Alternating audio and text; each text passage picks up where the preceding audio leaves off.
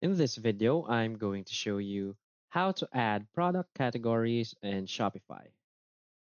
So please watch the video until the end and follow this tutorial step by step to avoid making mistakes.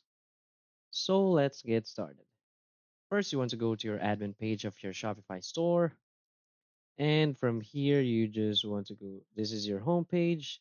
So let's just go to our online store and let's try to view our store. Let's click view your store. So this will be the default. So as you can see, there's only three categories here, which is the home, catalog, and contact. So let's just close this. So in order to add a new category there, let's just go to navigation.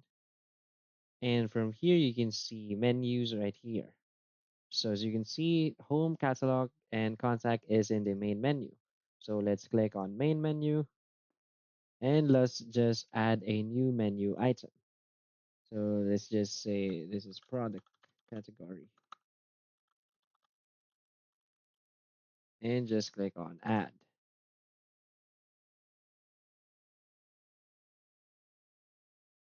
So make sure also to put your link in here, products, tap on add, and just save the menu.